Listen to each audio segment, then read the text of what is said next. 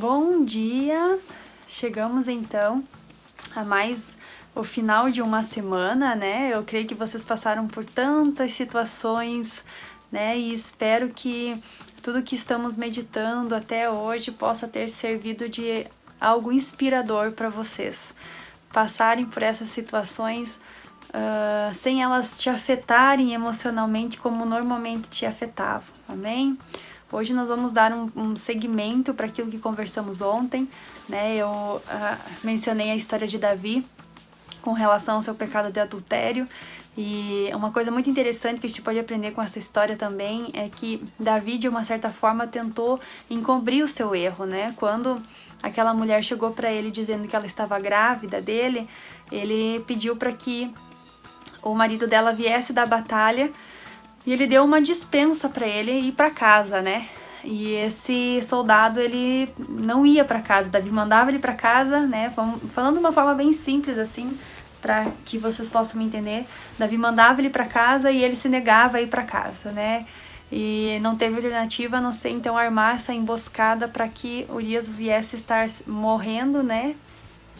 E ele então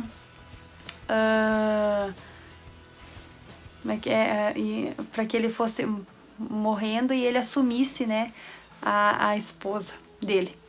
E foi o que aconteceu. Então a gente vê aqui que Davi, de uma certa forma, ele tentou ocultar o seu erro, o seu pecado aqui. Ele realmente tentou fazer com que ficasse debaixo do tapete. Mas como esse soldado não contribuiu, ele era tão fiel que ele não se negava a ir para casa com o fato de uma batalha estar acontecendo, né? Então ele não conseguiu encobrir o seu pecado e através desse primeiro pecado acabou cometendo outro pecado, então, que foi de assassinato, né? Mandou matar o marido dessa mulher. E a gente vê, assim, trazendo pra nossa vida hoje que nós muitas vezes cometemos isso, né? A gente erra e a gente quer encobrir os nossos erros para que não seja necessário pedir perdão, para que a gente não venha reconhecer que falhamos, porque como é difícil reconhecer que falhamos, né? Ou natureza essa orgulhosa que não admite que falha. É muito difícil nós termos esse reconhecimento.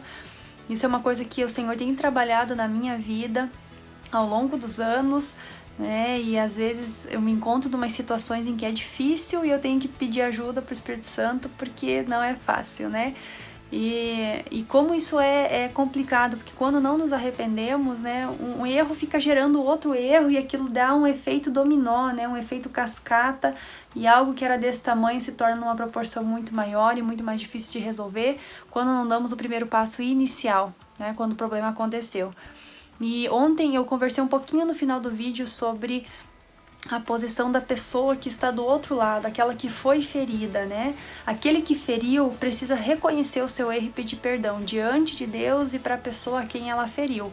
Mas a pessoa ferida também precisa perdoar, isso é uma ordenança que Jesus deixa, né? E como base, eu quero que vocês me acompanhem lá em Colossenses, capítulo 3 e 13, que diz assim: suportai-vos uns aos outros, perdoai-vos uns aos outros, se alguém tiver queixa contra outro, assim como o Senhor vos perdoou, assim também perdoai-vos, né?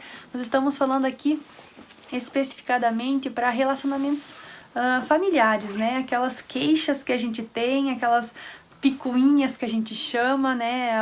Alguns hábitos que nos irritam muitas vezes, ou que a gente age de uma forma impulsiva, age com agressividade, age com ira, usa palavras muitas vezes duras, né? Faz alguns xingamentos, situações em que realmente há uma desaprovação por parte do outro cônjuge, mas eu quero falar para você que está na condição de ferida, que foi magoado, né?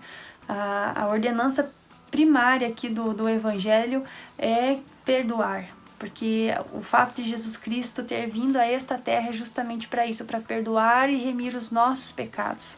Então, por que não perdoar? Tem uma frase muito interessante sobre o perdão que eu acho que ela, assim, realmente ela fala tudo em poucas palavras sobre o que é o perdão, né?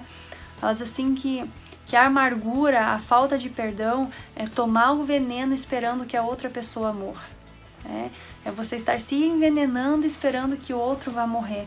Quando nos negamos a perdoar, a libertar aquela ferida, a passar uma borracha no passado, não no fato de você esquecer, mas é o fato de você lembrar daquele episódio e aquilo não te trazer mais tanta dor. Isso é libertador pro coração e pra alma. Então hoje eu quero falar pra você que foi ferido, que foi magoado, né? E quando nós nos reconhecemos na nossa condição de pecador, que nós também pecamos, que nós também fomos perdoados por Jesus e somos todos os dias, a gente realmente consegue liberar o perdão com maior facilidade. Mas se foi algo muito grave, que você não está conseguindo fazer isso sozinha, peça para o Espírito Santo te ajudar, peça para Deus te ajudar através da oração, confessa para Ele que você quer, mas que está difícil, porque você foi muito ferido, você foi muito magoado, que naquele momento você tem ódio da pessoa, você está com muita raiva da pessoa.